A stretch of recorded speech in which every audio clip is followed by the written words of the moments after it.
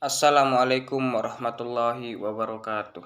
Alhamdulillahirabbil alamin. Wassalatu wassalamu ala asyrofil anbiya'i wal mursalin wa ala alihi wa sahbihi ajmain. Yang terhormat Ibu Noni Andriani selaku dosen mata kuliah Bahasa Indonesia serta teman-teman seperjuangan yang saya banggakan. Baiklah, pada kesempatan kali ini saya akan menyampaikan pidato saya yang berjudul Pemerintah Menghadapi Pandemi. Seperti yang kita tahu bahwa krisis, resesi, dan pandemi itu seperti api. Kalau bisa kita hindari, tetapi jika hal itu tetap terjadi, banyak hal yang bisa kita pelajari. Api memang membakar, tetapi juga sekaligus menerangi. Kalau terkendali, dia menginspirasi dan memotivasi. Dia menyakitkan, tetapi sekaligus juga menguatkan. Kita ingin pandemi ini menerangi kita untuk mawas diri, memperbaiki diri, dan menguatkan diri dalam menghadapi tantangan masa depan. Pandemi itu seperti kawah candra di muka yang menguji, yang mengajarkan dan sekaligus mengasah. Pandemi memberikan beban yang berat kepada kita, beban yang penuh dengan resiko, dan memaksa kita untuk menghadapi dan mengelolanya. Resesi dan krisis yang datang bertubi-tubi dalam perjalanan setelah Indonesia merdeka juga berhasil kita lampaui. Setiap ujian memperkokoh fondasi sosial, fondasi politik, dan fondasi ekonomi bangsa Indonesia. Pandemi COVID-19 telah memacu kita untuk berubah, mengembangkan cara-cara baru, meninggalkan kebiasaan lama yang tidak relevan, dan menerobos ketidakmungkinan.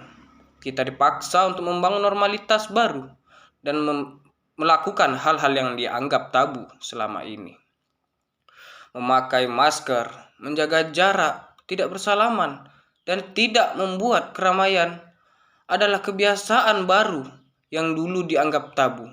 Bekerja dari rumah, belajar secara daring, pendidikan jarak jauh, serta rapat dan sidang pun secara daring telah menjadi kebiasaan baru yang dulu kita lakukan dengan ragu-ragu.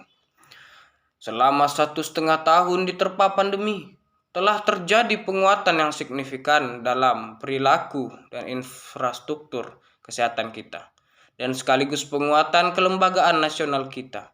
Kesadaran, partisipasi, dan kegotong royongan masyarakat menguat luar biasa. Kelembagaan pemerintahan lintas sektor dan lintas lembaga negara serta antara pusat dan daerah sampai dengan desa juga mengalami konsolidasi.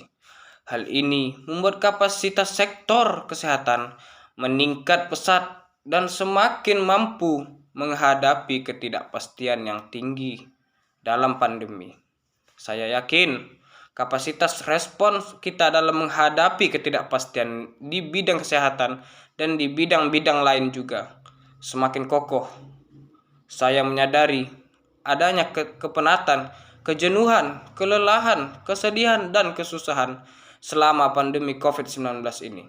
Saya juga menyadari begitu banyak kritikan kepada pemerintah, terutama terhadap hal-hal yang belum bisa kita selesaikan. Kritik yang membangun itu sangat penting dan selalu kita jawab dengan pemenuhan tanggung jawab sebagaimana yang diharapkan rakyat. Terima kasih untuk seluruh anak bangsa yang telah menjadi bagian dari warga negara yang aktif dan terus ikut membangun budaya demokrasi. Indonesia tangguh, Indonesia tumbuh, yang menjadi semboyan bulan kemerdekaan pada tahun ini hanya bisa diraih dengan sikap terbuka dan siap berubah menghadapi dunia yang penuh disrupsi.